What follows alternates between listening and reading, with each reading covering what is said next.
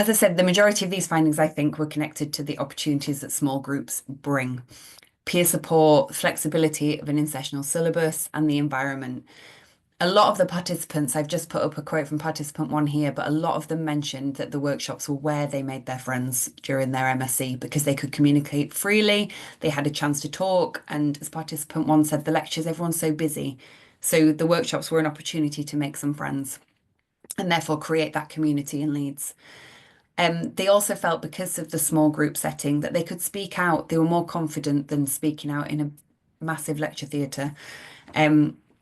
Because they were willing to answer and that made them feel like they could participate in their community as well. And then in terms of being welcoming, participant 3 said, it doesn't matter what their strengths and weaknesses were, it was very welcoming, it was very open. And then the fact that it was small groups and they were defined by MSc programme, I was more than willing to modify the syllabus according to what they wanted. So if they came and they said, we've got this assessment and we don't know how to address it or we don't understand it. So they came to me with a blog. They had to write a blog. Then I delivered a session on writing a blog. So it was really flexible to what they wanted as well, making them feel part of the syllabus and part of the group. The third finding was connected to emotion. And after analysing the data, I did quite a bit of reading about emotion and language learning. And from a socio-cultural perspective, emotion is seen as important as cognition because it impacts on attention, memory, self-confidence, and agency. And these are things that the students noted as well. They talked a lot about their confidence. They talked about it being fun and enjoyable, and also about the implications for their future. So as Pedler et al. Discuss, we should be focusing on cognition and emotion in language development, and this enables the students to enter the discourse community of their discipline. And a lot of the students, I've only put 3 quotes on here, but a lot of them talked about enjoyment and confidence. Participant 5 said that they enjoyed these sessions sometimes more than their core modules. And I don't know if that's due to feeling part of the community in the sense of belonging, but a few other students said that as well. And the fact that they weren't just informative, but they were also fun. And it was being able to interact with each other made it fun. And then just that impact on their confidence as well, being able to speak up in class, knowing what they were meant to be doing for their assessments. So they were my 3 main findings, that of their academic language and literacies, the sense of belonging, and the emotion.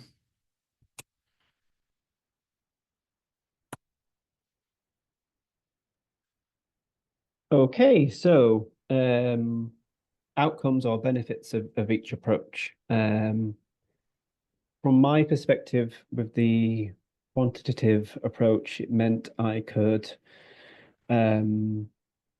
access information, be involved in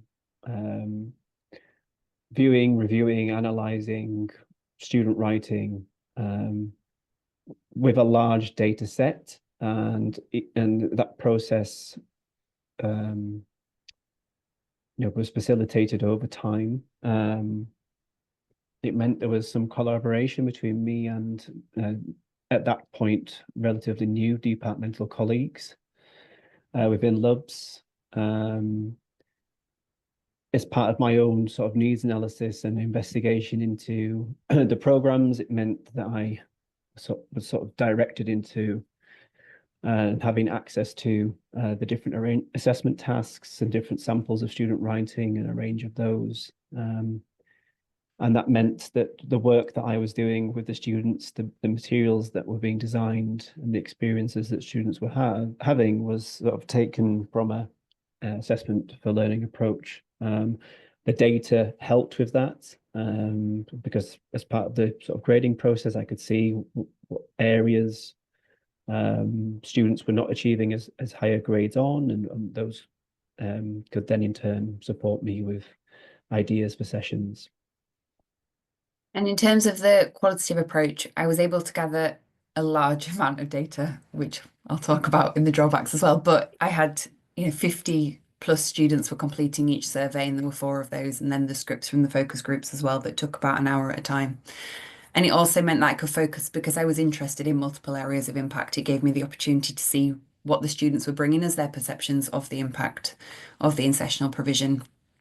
And following up the surveys with the focus groups meant that I could analyze the surveys first and then use those to explore points further in the focus groups as well.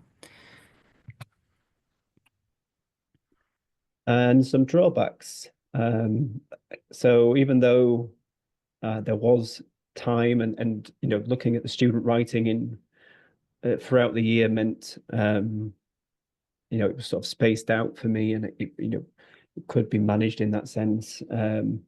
It did just take a long time to get all of that information together. You were sort of talking end of one summer and well into the next summer. I think even by the time we were coming round to the next academic year, the data hadn't fully been analysed yet. So, but it was positive. People were getting a positive impression of the data set. So, another area that you might have noted when describing those three different types of tasks: a personal statement, a case study, exam, and a research proposal. They're all very different. They're very distinct, different purposes, features, and functions. And even though the criteria was created to be applicable to all of those, it did also mean that some of the key elements of those tasks were not surfaced. So we weren't really focusing in on sources or how students were developing argument as such. It was that kind of had to come a little bit under the content side of things, whereas actually on the original language center criteria, we have a distinct set of descriptors for that element of student academic writing. So that wasn't surfaced as such. And also staffing consistency. So because it was a large data set, it involved collaboration with a number of colleagues within the business school. At the beginning of the academic year, I created a set of benchmarking materials to support personal tutors with the grading of the personal statements.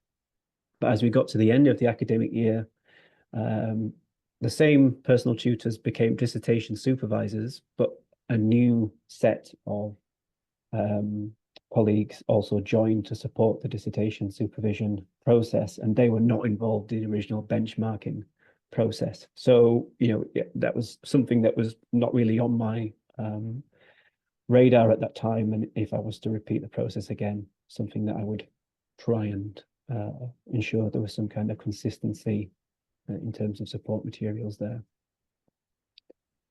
For me, the biggest drawback is that of validity, because it is a study on student perceptions rather than on student learning. And as I mentioned earlier, I couldn't have done something quantitative because of those the groups assessments, but also fluctuating numbers.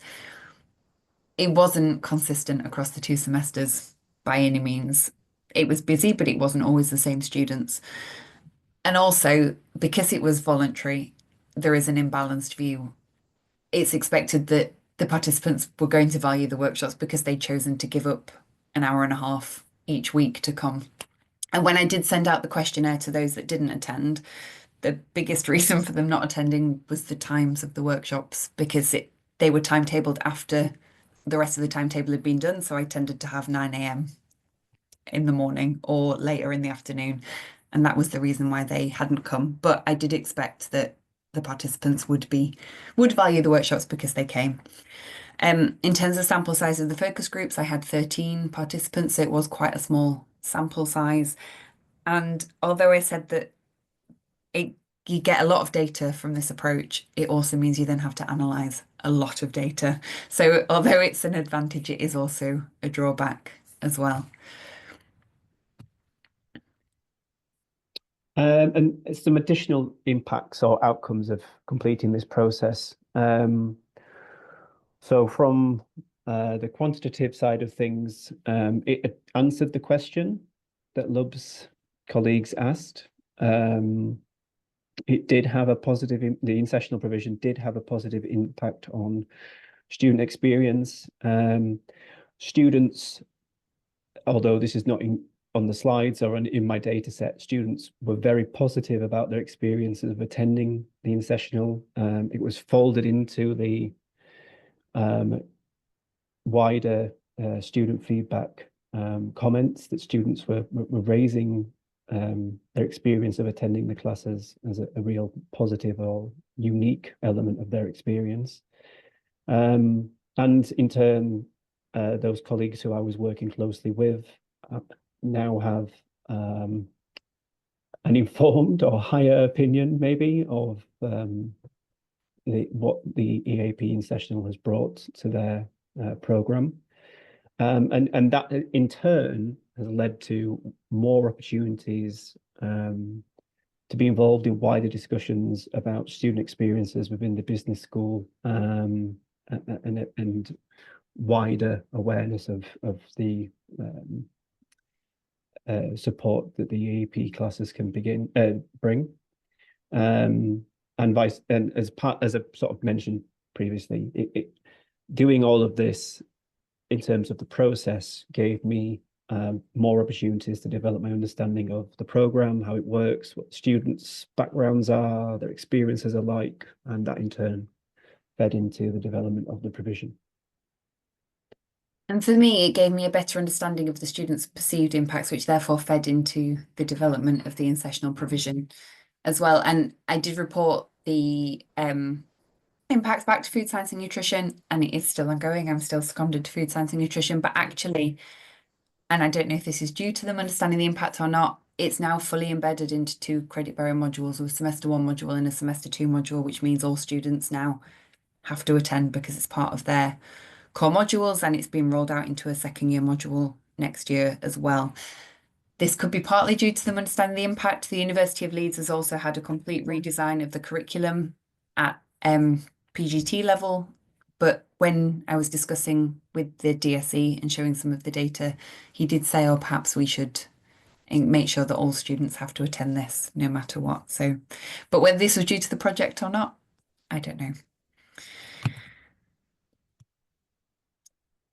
That's it from us. If anybody has any questions, we do also have a breakout room activity after. But we'll stop for questions first. Thanks very much to Jenna and Clark, 2 very sort of robust, powerful narratives from in-sessional, embedded in-sessional provision. Yeah, thank you. I am sure there are going to be a number of questions, but people there is a hand raised already. Shall we spend a bit of time just taking a few questions and maybe move to breakout rooms in a moment or two, see how things get. Hi, Glenn. Over to you. Hello, hi. Thank you for that. I was interested in particularly in the food science and nutrition where you did the quantitative data about students' impact. Now, one issue that we have is that we do lots of surveys like that, and the students say, yes, it was really, really helpful. But of course, there comes a point when you're trying to justify your salary and your course, and the students just saying, oh, yes, I enjoyed this, isn't always enough, even though actually in some cases that's how people feel about language and how confident they feel is actually very, very important. I just wondered how you navigated that conversation if you had it. I think having the focus groups after the questionnaires really helped, because if they said, oh, yes, we enjoyed it, that gave me the opportunity to probe a bit further and find out why they enjoyed it or why they kept coming or why they found it useful. And the same with them talking about, oh, it improved my language. We got to delve a bit deeper of why do you think that? What have the impacts been? I think because I did it in semester 1 and semester 2, by the time I did the questionnaires and the focus groups in semester 2, they'd had all their feedback from semester 1 as well, that they could come along and say, actually, I improved in this in my grades. Yes, I got a better grade. Yes, I didn't know. That's great. Okay, thank you.